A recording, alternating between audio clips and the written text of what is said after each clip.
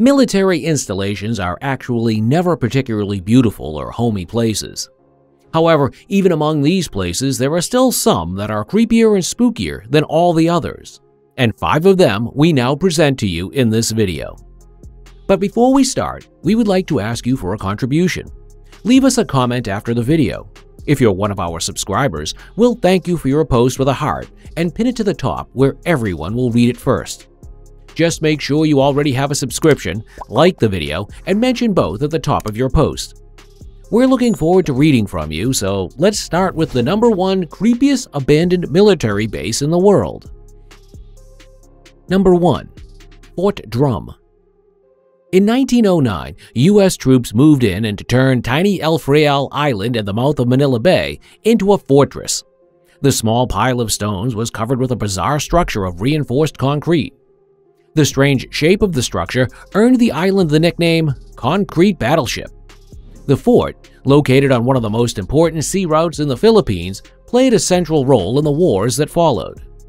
In World War II, Fort Drum was briefly captured and occupied by the Japanese. After a terrible fire attack in which Fort Drum was almost completely doused with kerosene and gasoline, the Americans regained their base. At the time, nearly 70 Japanese soldiers perished in the flaming inferno. Fort Drum is said to have burned for 5 days before U.S. soldiers were able to re-enter the fortress.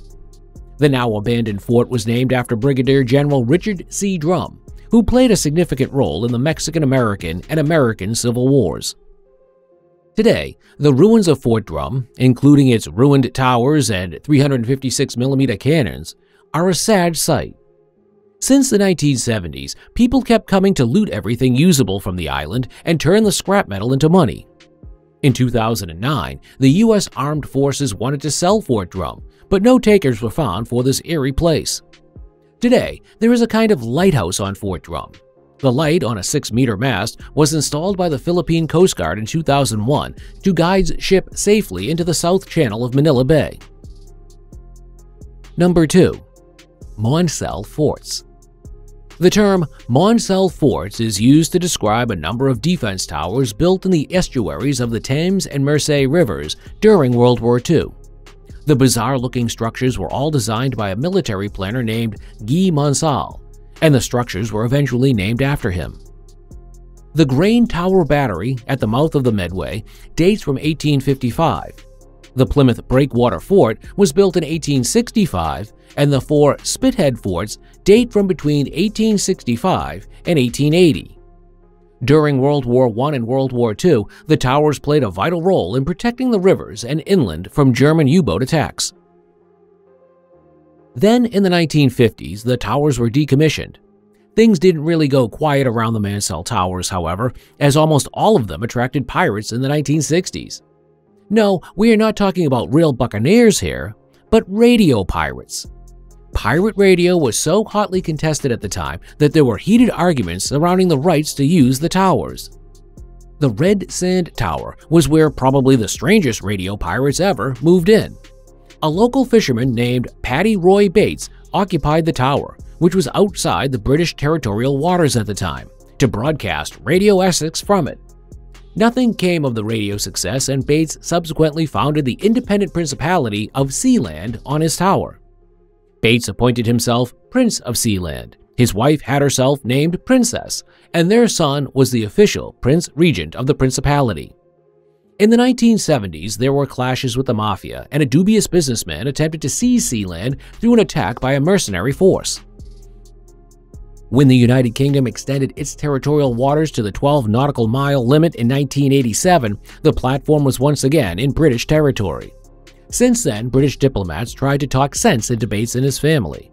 The Bates clan had begun trading unrecognized government documents, made their own coinage, and were further linked into dubious contacts. Bates Sr. and his wife are now deceased. Prince Regent Michael Bates is still alive but prefers to rule his peculiar principality from land. Number 3. MICKELSEN Safeguard Complex.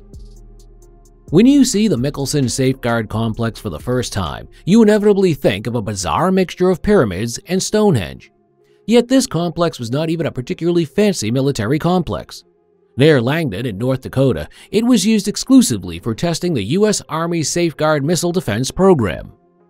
LIM-49 Spartan anti-ballistic missiles and 70 Sprint anti-ballistic missiles were launched from the complex. In all, 100 launchers and 100 explosive missiles were stored in the underground facilities. The military abandoned the facilities in the late 1970s. As of 2012, the Mickelsen Safeguard Complex was for sale. The buyers who struck and got a real bargain here couldn't be stranger. From $530,000, the Spring Creek community of Hutterites purchased the futuristic facility along with its underground silos. The Hutterites are a very ancient Christian sect that originated in Bavaria. To this day, the members speak a Bavarian dialect. The Hutterites, or Hutterian Brethren, isolate themselves from the environment and, like the Amish, reject technical progress as well as photography. This characteristic occasionally leads to problems with the U.S. states because Hutterites must actually carry identification documents as well. The peculiar community also attracted attention because of medical problems. Since no Hutterite is allowed to marry a non-Hutterite, problems with degeneration and incest have arisen in the community. For several decades, the faith community has had a government requirement to be cared for by medical experts. Since then, Hutterite marriage mediators take care of the best possible genetic mixing within the religious community. Hutterites still exist in Europe, Russia, and Africa. What a thoroughly pacifist and ancient community with a base like Mickelsen Safeguard Complex is up to, we can probably only imagine in our wildest dreams. Or maybe you have a beautiful and inspiring idea to share with us right after in the comments. 4. JOHNSTON Atoll. JOHNSTON Atoll was once a bird breeding ground somewhere in the Pacific Ocean and far away from any human civilization. For a long time, the only exciting thing about this tiny island was the birds' droppings, which were occasionally mined by humans for fertilizer. Then, the U.S. military came and turned the island into a nuclear test site. Located about 1,150 kilometers southwest of Hawaii, the islet was ideal for testing the most dangerous nuclear weapons and warheads for decades. As if that weren't enough, the U.S. Army also experimented intensively with chemical weapons at this location. The test turned the island into a nuclear-contaminated exceptional place. The 2.67 square kilometer archipelago was inaccessible for a long time and was considered one of the worst contaminated places on Earth. After active testing ceased, scientists on JOHNSTON Atoll began to observe how quickly nature could recover from nuclear disasters. Amazingly, plants soon grew again, some birds settled, and insects took up residence. Just a few years after the nuclear emergency, the island again looked like a peaceful place with a functioning ecosystem. Nevertheless, people were still only supposed to stay here for a short time. In the late 1970s, the last remnants of chemical warfare agents were removed from the island, and in the present, efforts are underway to convert the atoll into a nature preserve. 5. Clark Air Base Hospital. If you travel to the Philippines looking for haunted places, locals are quick to send you to Clark Air Base Hospital. The place is famous and infamous all over the island. During World War II and the Vietnam War, the hospital was one of the most important facilities for Americans. Rumor has it that nowhere in Asia were as many severely injured, traumatized soldiers treated as at Clark Air Base Hospital. Because of the many soldiers who suffered unbelievable tortures in the hospital or died here, locals believe that the building is teeming with ghosts. The screams of the men are said to still be heard. Ghost hunters who have taken the complex have indeed reported that in quiet moments, sounds of what once a hospital can still be heard. Apparatus humming, the voices of soldiers, nurses and doctors can be heard, as well as the typical clatter of medical cutlery on metal plates. Squatters are said to have lived in the numerous rooms for several years. However, these disappeared at the latest with the devastating eruption of the Pinatubo volcano. For centuries, the mountain, which is located in the immediate vicinity of the largest cities in the Philippines, was silent. The locals and even scientists had long thought the volcano to be extinct.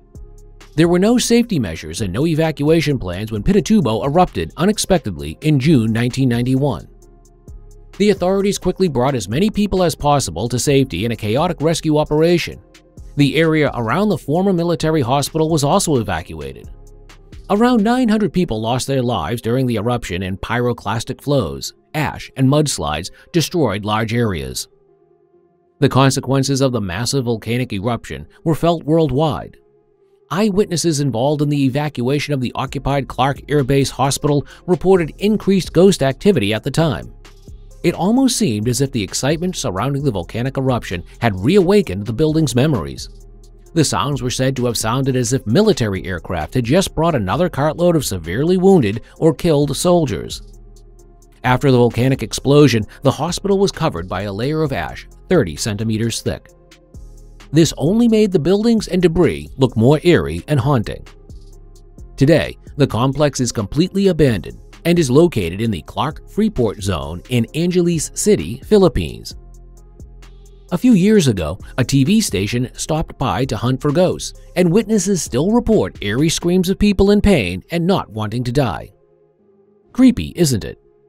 Would you voluntarily visit any of these places, or do you prefer to give abandoned military bases and haunted places a wide berth?